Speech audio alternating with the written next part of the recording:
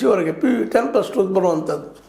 ಒಂದು ಹೋಬಳಿಗೆ 10+2 ಪ್ರತಿ ಎಲ್ಲ ಮಕ್ಕಳು ಬಂದೆಲ್ಲ ಮಕ್ಕಳಲ್ಲಿ ಸೇರ್ಬೇಕು. ಅಲ್ಲೇ ಸೈನ್ಸ್, ಆರ್ಟ್ಸ್, ಕಾಮರ್ಸ್ 3 ಕಾಲೇಜುಗಳು ಇರಬೇಕಾಗಿದೆ. ಅದರಲ್ಲೂ ಮುಖ್ಯ ಸೈನ್ಸ್ ಇತ್ತಪ್ಪ ಅಂದರೆ ಪಾಪ ಇವತ್ತೆಲ್ಲ ಬಯಸ್ತದೆ. ನಾವು ಏನಪ್ಪ ಅಂತಂದ್ರೆ ಪ್ರೊಫೆಷನಲ್ ಕೋರ್ಸ್ಗಳು ನಾವು ಮಾಡ್ತಾಯಿದ್ವಿ. ಅದನ್ನ ಏನಾದ್ರು ಆದ್ರೂ ಮಾಡಿ ರೀಚ್ ಆಗ್ತೀವಿ. ಡಾಕ್ಟರ್ ಆಗಬೇಕು ನನ್ನ ಮಗ ಇಂಜಿನಿಯರ್ ಆಗಬೇಕು, ನನ್ನ ಮಗ ದೊಡ್ಡ ಪೋಸ್ಟ್ ಅದರಲ್ಲೇ ಹೋಗ್ಬೇಕು, ನನ್ನ ಮಗ ಒಳ್ಳೆ ಅಡ್ಮಿನಿಸ್ಟ್ರೇಟರ್ ಆಗಬೇಕು. ಯಾರು ಬಯಸೋದಿಲ್ಲ ರೀ, ಯಾವ ತಂದೆ ಆಗಿಲ್ಲ. ಆದ್ರೆ ವ್ಯವಸ್ಥೆ ಇಲ್ಲ ಪಾಪ. ಹೊಟ್ಟೆ ತುಂಬಿಸೋದು ಕಷ್ಟ ಆಗಿದೆ ಇವತ್ತು. 90% ಜನ ಇವತ್ತಿನ ಸಹಿತ ಕೂಲಿ ನಾಲಿ ಮಾಡ್ಕೊಂಡು ಬದುಕುವಂಥ ಪರಿಸ್ಥಿತಿ ಇವತ್ತದ. ಇಂಥ ಪ್ರಸಂಗದಲ್ಲ PUC ಕಾಲೇಜುಗಳು ಪಾಪ ಅವ್ರ ಬಗ್ಗೆ ನಾವು ಏನು ಅನ್ಲಿಕ್ಕೆ ಬಾರದಂಥದ್ದು ಹೇಳಿಲ್ಲ ಮಗು. ಇವತ್ತೆಲ್ಲನೂ ತುಟ್ಟಿ ಜಾಗ ತೊಗೊಳ್ಬೇಕು, ಕಟ್ಟಡ ಕಟ್ಕೋಬೇಕು, ಮೊದಲೆಲ್ಲ ವ್ಯವಸ್ಥೆ ಮಾಡ್ಕೊಳ್ಳೋಕೆ ಆಗೋದಿಲ್ಲ.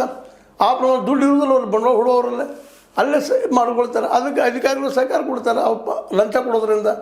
ಹೀಗಾಗಿ ಒಳ್ಳೆ ಶಿಕ್ಷಣ ಸಿಗ್ತಾ ಇಲ್ಲ. ಕೋಚಿಂಗ್ ಸೆಂಟರ್ಗಳಿಂದ ಬಂದು ಒಳಗೆ ತಲೆಯಾಗಿ ತುರುಕುದು 100 ಮಾಡಿ ಪರ್ಸೆಂಟೇಜ್ ಮಾಡಿ ಅದೇ ಇರ್ತದೆ ವಿನಃ ಅವ್ರು ಮುಂಜಾನೆ ಸಾಯಂಕಾಲ ದುಡಿಸೋಳು. ಕೆಲವೊಂದು ವಿದ್ಯಾರ್ಥಿಗಳ ಬಗ್ಗೆ ನಾನು ಕೇಳ್ತಾ ಇರ್ತೀನಿ. ಬೆಳಗ್ಗೆ ಹೋದ್ರಪ್ಪ ಅಂದರೆ 8ಕ್ಕೆ ರಾತ್ರಿ ಮತ್ತೆ 8ಕ್ಕೆ ಬರ್ತಾ ಇರ್ತಾರೆ. ಏನು ಕಲಿಸ್ತಾ ಇದ್ದಾರೆ, ಏನು ಕಲಿತಾ ಇದ್ದಾರೆ ಅಲ್ಲಿ ಕೋಚಿಂಗ್ ಸೆಂಟರ್ಗಳಲ್ಲಿ?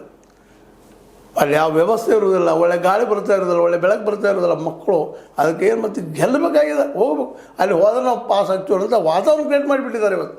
ಅವ್ರು ತಪ್ಪು ಅಲ್ಲ, ಇದಕ್ಕೆ ಸರ್ಕಾರ ಹೊಣೆಗಾರರು. ಅದಕ್ಕೆ ನಾವು ಮೇನವಾಗಿ ಸರ್ಕಾರ ಟಾರ್ಗೆಟ್ ಮಾಡಬೇಕಾಗಿತ್ತು. ಇವತ್ತು ನೋಡಿರಿ, ನೀಟಿದ್ದಾಗಲಿ ಮತ್ತು ನಾವು ಎಲ್ಲ ಇವತ್ತು ನೋಡ್ತಾ ಇದ್ದೀವಿ. ನಾವು ರಾಷ್ಟ್ರೀಯ ಮಟ್ಟದಲ್ಲೂ ಏನು ಉಪಯೋಗ ಇಲ್ಲ, ಸ್ಟೇಟ್ ಮಟ್ಟದಲ್ಲೂ ಏನು ಉಪಯೋಗ ಇಲ್ಲ, ICIC ಅಂತ ಹೇಳ್ತೀವಿ, ಅಲ್ಲೂ ಉಪಯೋಗ ಇಲ್ಲ. ಮಕ್ಕಳಿಗೆ ಸರಿಯಾಗಿ ಸಿಗ್ತಾ ಇಲ್ಲ. ಅದಕ್ಕೆ ಸರ್ಕಾರನ ಇದನ್ನು ನೇರವಾಗಿ ಹೊಣೆಗಾರಿಕೆ ತೆಗೆದುಕೊಂಡು ಮತ್ತೆ ಹೇಳ್ತಾ ಇದ್ದೀನಿ, 20% ದುಡ್ಡನ್ನು, ಬಜೆಟನ್ನು ಈ ಶಿಕ್ಷಣಕ್ಕೆ ಇಟ್ಟರೆ ಮಾತ್ರ ಪರಿಹಾರ ಆಗ್ತದೆ. ಇಲ್ಲಿದ್ದಂಥ ಪಾಪ ಕೋಚಿಂಗ್ ಸೆಂಟರ್ದಂತ ಅವ್ರಿಗೂ ಏನು ಲಾಭ ಇಲ್ಲ ಇದರಲ್ಲಿ.